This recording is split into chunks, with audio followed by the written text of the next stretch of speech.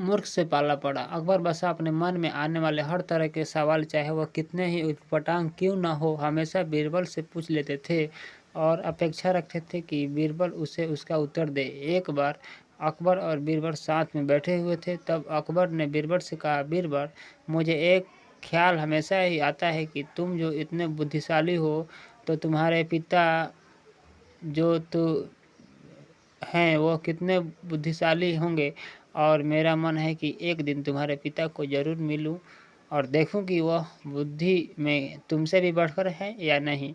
बीरबल ने अकबर से कहा, महाराज, मेरे पिता एकदम सीधे साधे, भोले भाले और गांव देहात में रहने वाले सरल आदमी हैं। उनसे मिलकर आपको कुछ भी हासिल नहीं होगा, इसलिए अच्छा होगा आप उनसे मिलने का ख्याल छोड़ दें। अकबर को लगा बीरबल शायद इसलिए अपने पिता से मिलवाना नहीं चाहता है, क्योंकि हो सकता है उसके पिता उससे भी ज़्यादा बुद्धिशाली हो, और अपने से ज़्यादा बुद्धिशाली व्यक्ति को मेरे सामने लाकर वह अपना महत्व कम नहीं करना चाहता होगा। अकबर ने बीरबल की एक न सुनी और उसे हुक्म दिया कि अगर 8 दिनों में उसने अपने पिता से उन्हें नहीं मिलवाया तो परिणाम अच्छा नहीं होगा। बीरबल ने के पास और कोई चारा नहीं था, तो बीरबल ने गांव से अपने पिता को संदेश भिजवा कर बुलवा लिया। बीरबल अब सच में दुविधा में था, क्योंकि उसके पिता सच में बहुत सरल और भोले भाले आदमी थे। बीरबल ने अपने पिता को अच्छे नए कपड़े खरीद कर दिए और उन्हें एक बात कही, चाहे कुछ भी हो जाए, अगर अकबर कुछ भला बुरा कहे या गुस्सा करे, आपको उनके सामने बिल्कुल मुंह नहीं खोलना है। बीरबल के पिता अपने बेटे की बात मानकर अकबर के दरबार में गए। उनको देखते ही अकबर ने पहचान लिया वह बीरबल के पिता हैं, लेकिन सिर्फ बात शुरू करने के लिए अकबर ने कहा, क्या आप ही बीरबल के पिता हैं? बीरबल के पिता बिना कुछ बोले वहीं पर शांति से खड़े रहे, जैसे उन्हें अकबर की भाषा समझ में ही ना आ रही हो। अकबर ने एक के बाद एक कई सवाल किए, आपके गांव का नाम क्या है? गांव में सभी लोग कैसे हैं? इस साल बारिश हुई कि नहीं हुई? और फसल कैसी है?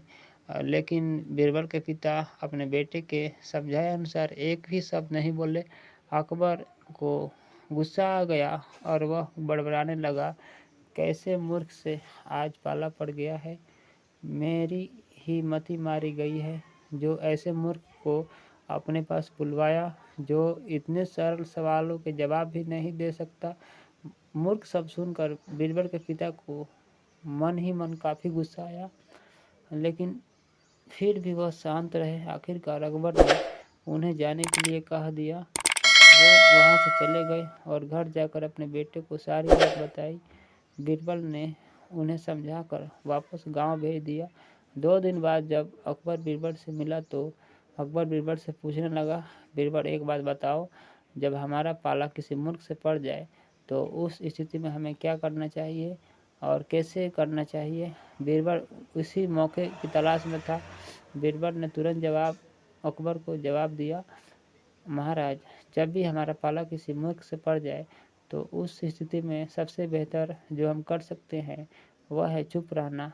ठीक उसी तरह जिस तरह से मेरे पिताजी आपके सामने चुप थे।